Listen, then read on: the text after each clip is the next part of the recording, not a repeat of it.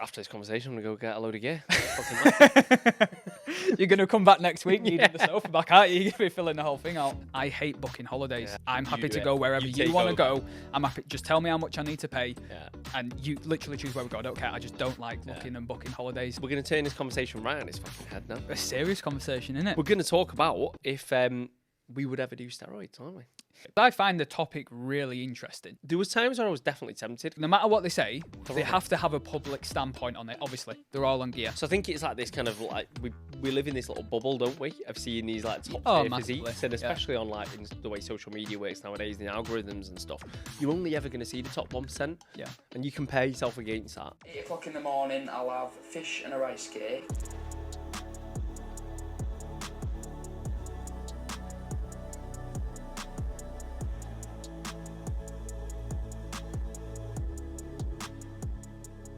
Hello and welcome back to Fish and a Rice Cake. Back again. Back again. Back again. That was your extra northern voice. Extra northern. He's very. I mean, he's very northern. Is he?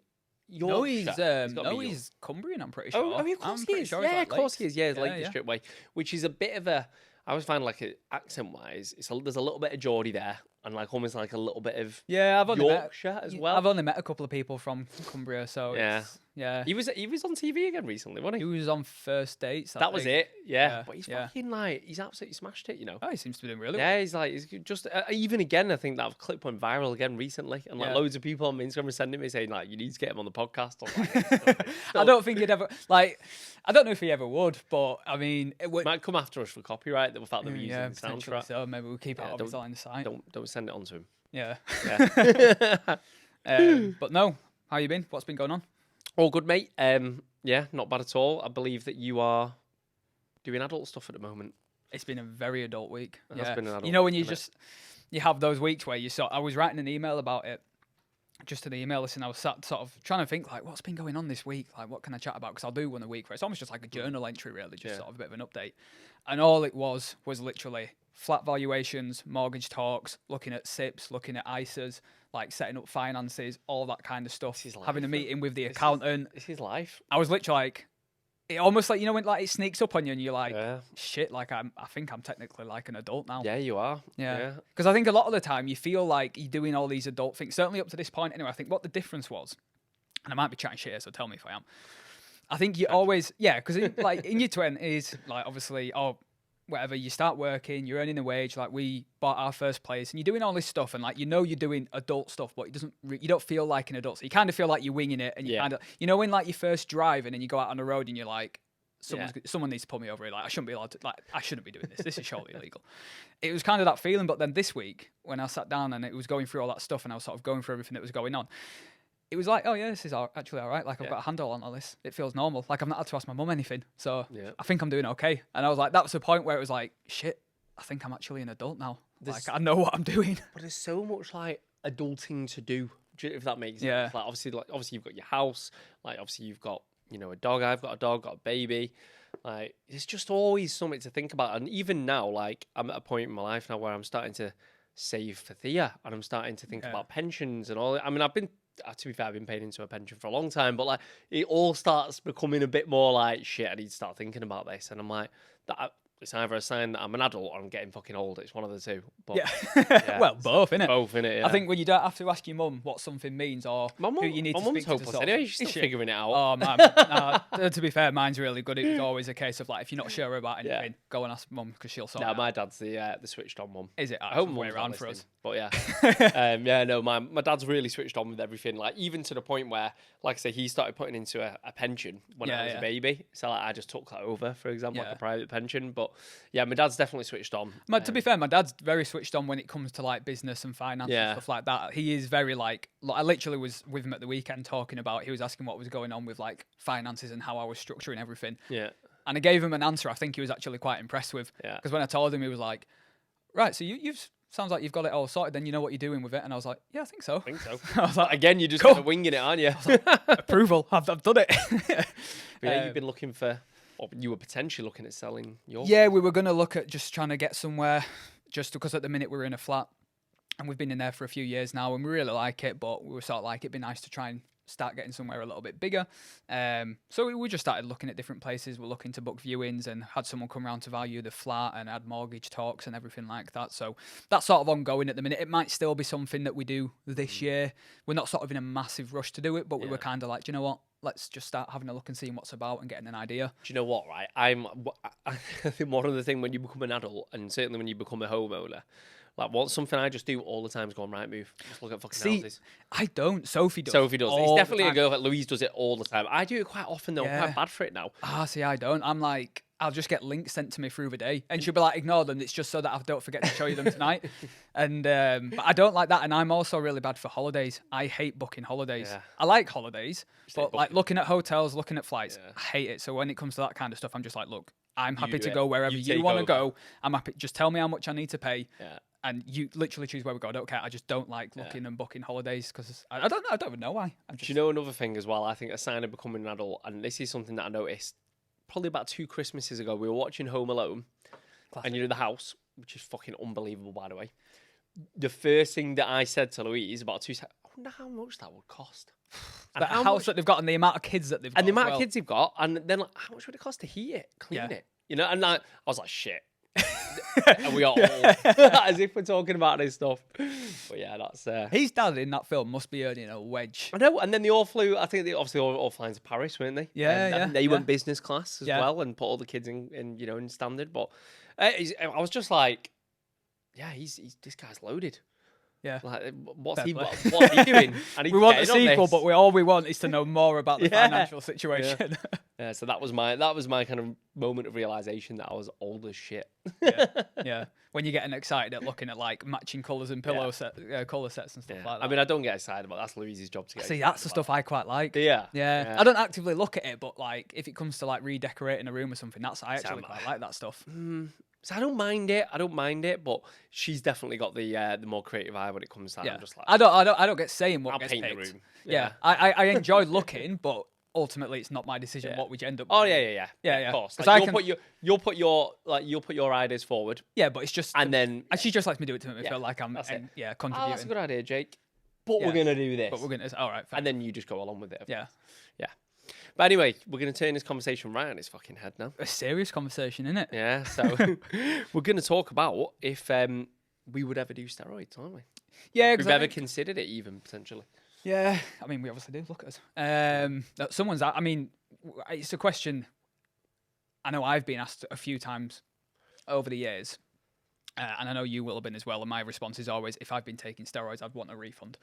Kind of laugh it off because neither of us ever have. But it's not something that like we've not been around. Like, no. I mean, you're always around it. So I think that the main thing and why we wanted to chat about it is because it is so much more common than people realise. Oh, it's like, really common. From your fitfluencers on Instagram and your celebrities to literally just the other guy in the gym. It is so much more common than people realise. Yeah, 100%. And again, this is probably what creates this kind of false sense of what's actually achievable as well to a certain extent. So for example, I get one of my clients actually just messaged me on holiday and he said, you know what? He said, I constantly compare myself to people on Instagram. Yeah. And I was like, I think we all do to a certain extent, like that's fine. But just remember you are seeing like the top 1%. Yeah. We're probably taking loads of gear. Yeah. And then what he was saying was, well, I've come on holiday and he was like, without blowing my own trumpet, I'm easily in the best shape here. Out of everybody, I've not seen anyone else who's in like remotely good shape. Yeah. So I think it's like this kind of like we live in this little bubble, don't we? Of seeing these like top tier physiques, and especially on like in the way social media works nowadays, the algorithms and stuff. You're only ever going to see the top 1%. Yeah. And you compare yourself against that. Yeah. But anyway, so just kind of moving on. But yeah, it's really common. It's really, really common. I think, if you go into most gyms, you could probably spot it to a certain extent. Oh, yeah.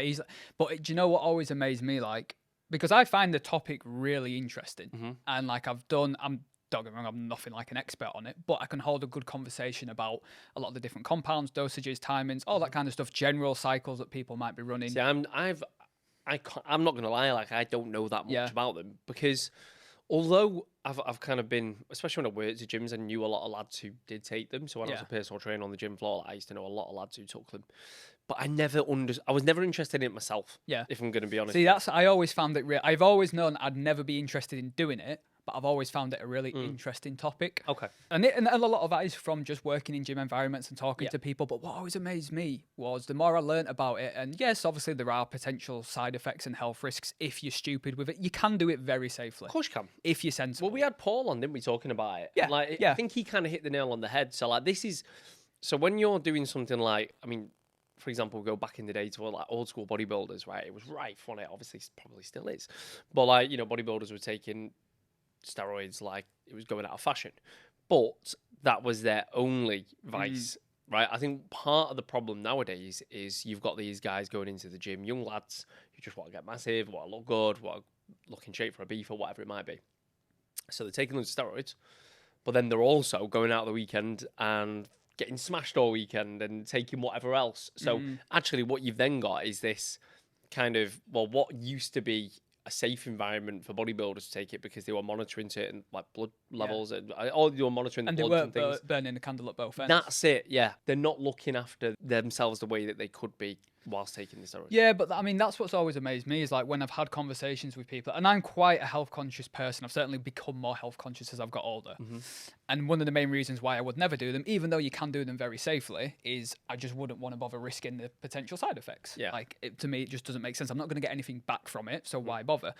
But having had conversations with people over the years, and generally it is younger lads in the gym who have started taking a bit of gear, usually D-ball or something like that, when they're like 18, 19, D-ball's early a standard one, 20s, isn't it? they've It's only like- been training for a yeah. year, and you're asking them like, oh, you know, out of interest, what are you taking? And they'll give you the name of a few compounds that they're not 100% sure on that's what it is, but it's kind of just, my mate's just kind of told me to take this, so I just do this many times a week. And you're kind of like, oh, right, okay, and you know how long you're going to be taking it for? And it's like, yeah, probably about 6 to 12 weeks. Do you know how much you're taking? Yeah, kind of. And I'm like, I've never Do you know what you're doing afterwards to manage? I've never been able to get my head around someone who could be so relaxed about putting the health at risk like that by doing something like that. Like, if that was me, and and I never would, but if I was ever really seriously considering doing a cycle or taking something like that, the amount of research that I would do beforehand to be like, right, I want to know exactly what it is, exactly what the side effects are, what the recommended dosage is, how long I need to do it, what I need to keep an eye out for. I'd get my bloods done before, I'd do my bloods That's what after. I mean. Like, I mean, I never would because it's just for me. And this is another part of the conversation because I say there's no benefit for us doing it. There isn't, apart from the fact that for our job, Well, let's be honest. looking the part. Yeah, if half of the thing. we did it and you know we got into some serious condition, which you would do, of course, if you started. You still got to train hard as well. It's Still not got to train a cheat hard. sheet. Yeah, of course it's not. Which but is like what I a lot of people think it is. That's the other thing, isn't it? You get Yeah. this sort of thing of, oh, well, they're Massively. on steroids, so they're obviously big. And it's like, well, no. Yeah, to they've be also fair, had to work hard. They've had to like, work hard. it's- Like, yeah, you can't take it away from someone. yeah, like you don't just start taking steroids and just get massive and, Yeah. and ripped out of nowhere. Like they've still been super dialed in with their nutrition. Yeah. Train extremely hard and probably very consistently as well. Yeah. Like it's not just the steroids that do the work. In fact, without them, you probably look fucking worse, right? So the training and the diet is a massive element of it as well. So for anybody who's got into shape and taking gear, like full credit to them. I'm not taking anything away from it because it still takes a huge amount of dedication. But yeah, let's say me and you did it, right? And we did the training, we train anyway, we diet, we know how to look after our nutrition. We got into like insane shape. From a marketing perspective, it would probably work for us, like because you probably get more followers on Instagram. You'd be like this and that, and then you could become one of these coaches we spoke about in other episodes where you can just sell off plans, Live and off shit. your physique and just sell plans and stuff Exactly. like But that doesn't appeal to me. that. No. And I'm not going to lie. When I was younger, when I was probably like 18, 19, there was probably moments where I saw people who I knew were taking stuff and they were training the same kind of splits as me, doing the same things as me. Very similar to me. They were just taking extracurricular supplementation, right? But they were getting like super results. There was times where I was definitely tempted because I was like, this isn't fair. Yeah. But actually, you know what? Since then, I've seen some of the side effects that have come afterwards. I've seen 20-year-olds that look like they're in the mid-40s. Yeah, 100%. And amongst other things as well, to be honest with you. And I just think, thank fuck I didn't. Yeah. Thank fuck I didn't. And I'm really pleased that I didn't. Do you know what I mean? Despite kind of being seriously tempted at times. Yeah. And like you said, there is a potential upside for us doing it from a work point of view. But I just don't think it's worth it. And I completely understand. So, people that like in the MCU movies, in the Marvel films, where you get the actors that are in ridiculous shape, they're all on gear. Of course they are. Chris Hemsworth, The Rock, they're all on. No matter what they say, they on have to have a public standpoint on it. Obviously, they're all on gear. But It's If a super sh- controlled. if a studio turned around to me and was like, right, we're going to pay you, in some cases, like 20, 30 million. Yeah. We're going to give you a trainer. We're going to give you a chef. You're going to work with a doctor. We're going to get you into amazing shape. blood's checked Everything's going to be twice a checked. week, blah, blah, Everything's blah, going to be blah. tracked. Will you do it?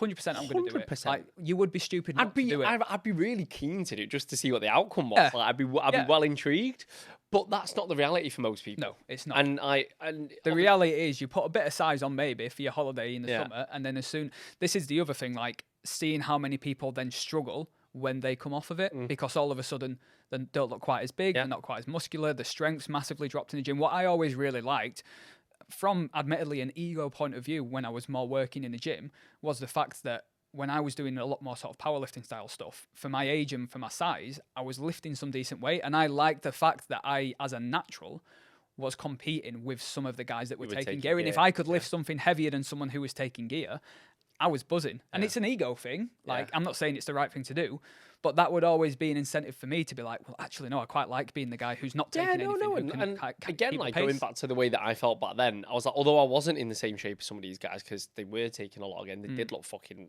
amazing. Depending on what your look is as well. Like I've never really chased the bodybuilding look anyway.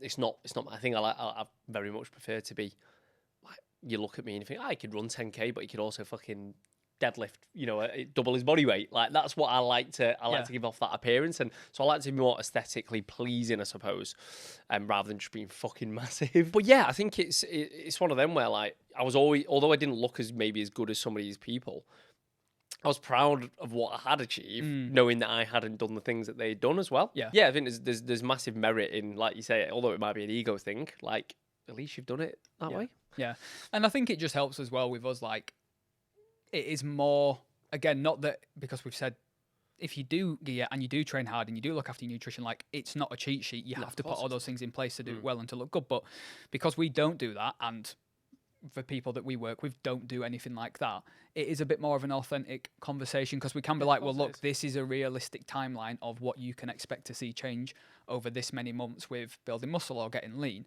Yeah. If we were saying one thing and then doing the other for ourselves, it just doesn't match up quite the same because they could then turn around and be like, well, you've put size on really quickly. How have you done it? And then you've got to be like, well, I've been doing this. Yeah. And if you don't say that, that's where the issue comes in. Because I don't have any issue with people doing it at all. No, of course not. But I think that I've to got a degree, clients who have, and I'm like, and all I say is just be transparent with me so I can coach you properly around it. That's all I need to know. Yeah. No? I've had clients and I say the same thing. I'm saying, look, I've got no problem with you doing it. Just let me know what you're doing.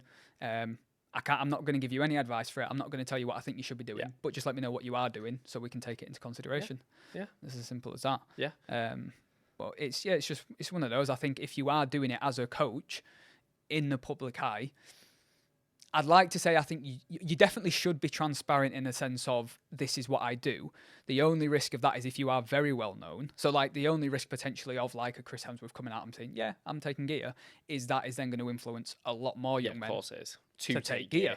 But in different circumstances. Exactly. So it is difficult. It's not as simple as just come out and be honest about it. No, of course it's not. Of course it's not. And actually, like you say, the problem then you've got is if these people did come out and say it, you'll just have 16-year-old kids going out and buying whatever that is and they've not got fucking...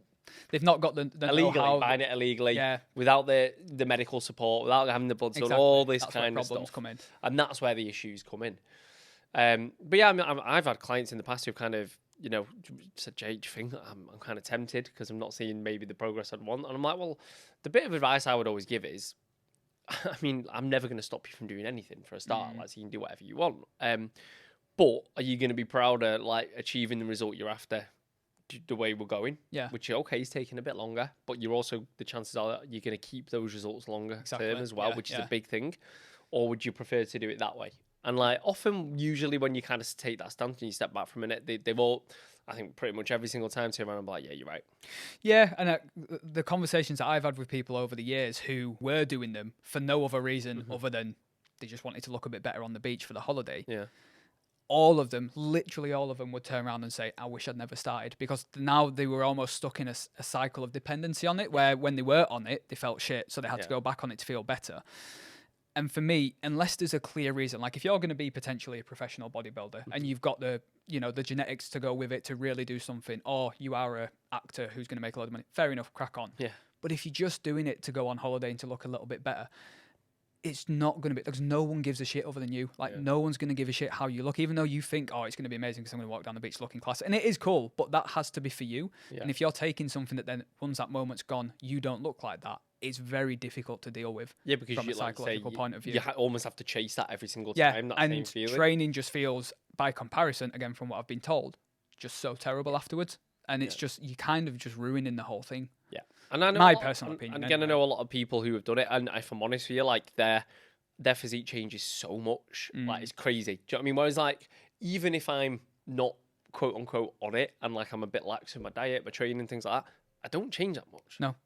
Not that much changes. Like, I still look pretty much, give or take, within a few weeks of getting things back on track, I'm still there or thereabouts. Yeah. Whereas the differences in people who do is drastic. Yeah. Like, it's huge. But for the most part, it's like, so the two main things that they really do is they just help with recovery, right? So they don't instantly add muscle to people. They help people recover. So you can train more frequently, you can train harder, you can train longer, recover quicker, and grow quicker. They You also can recruit more muscle fiber, can't you? They also cause a lot of water retention. Yeah. So there's a lot of the size that people seem to have, which can just be. Which is why when you come off, water. people drastically drop weight. Yeah, but that is the main mechanisms that they work. It is just recovery and helping people recover. So that's why you still have to train hard. Yeah. To build some You muscle still when you're have taking to them. It eat isn't adequate protein and Exactly. adequate calories and all this kind of stuff. Yeah.